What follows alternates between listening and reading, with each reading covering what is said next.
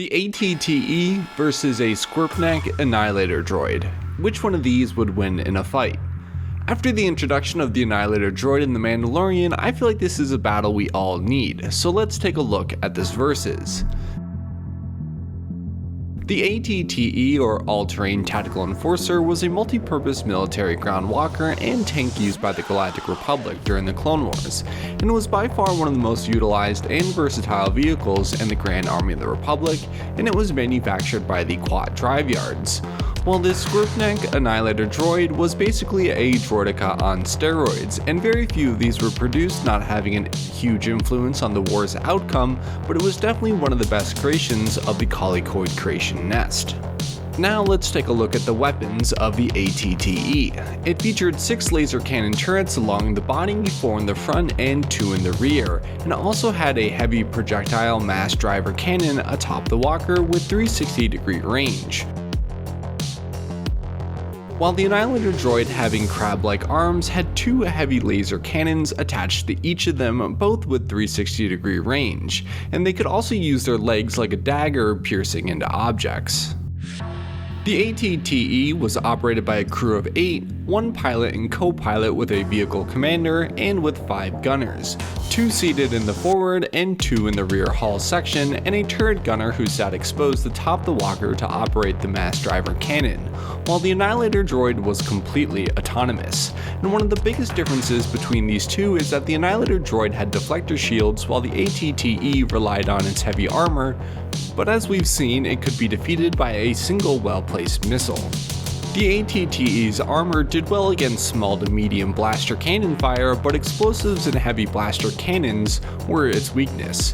While the Annihilator Droid's deflector shields could withstand small, medium, and large blaster fire, I would assume the shields could withstand 1 direct shot from the mass driver cannon before recharging, but it could withstand an onslaught from the ATTE's regular turrets. And with the direct shot from the mass driver cannon lowering the shields of the Annihilator Droid, I don't think it would take very long for the regular cannons to defeat the droid. If these two were to engage in a 1v1, I would say the winner would be dependent on the terrain of the battlefield. In open plains like on Geonosis, the Annihilator Droid's cannons would shred the ATE quickly, before 2 shots of the mass driver cannon could even be fired. However, with the crew of 8 on the ATTE, if they kept its distance, they could take down the Annihilator Droid without even seeing it in combat with its long-distance artillery fire.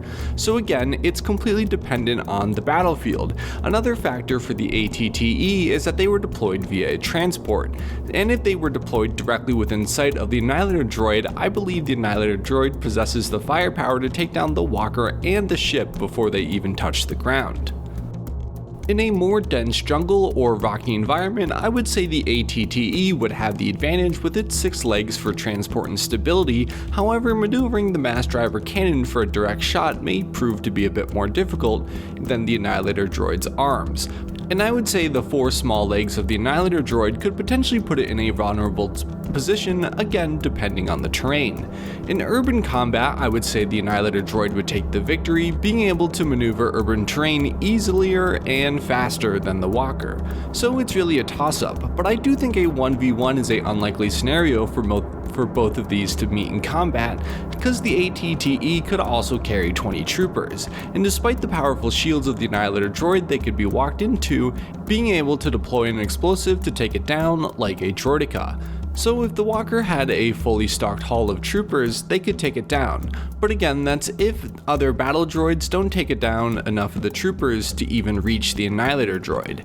One of the only other advantages I can give the ATTE is that the mass driver cannon could be fired independently even if the walker was compromised. So if the legs are shot and the walker is down, the mass driver cannon could still fire, but it's also a disadvantage as if the Annihilator Droid could take down the turret gunner on the mass driver cannon, it's basically a sitting duck at that point. In Star Wars Legends, these two actually did meet.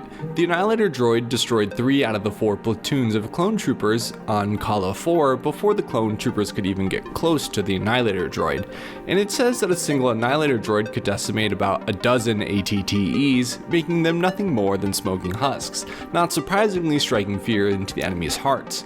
So In a 1v1 according to Legends, the Annihilator Droid would win easily, and I kinda have to agree, the Annihilator Droid was too powerful for Republic ground forces, and it would take a perfectly skilled crew of an ATTE walker to take one down, and with the proper terrain conditions as well.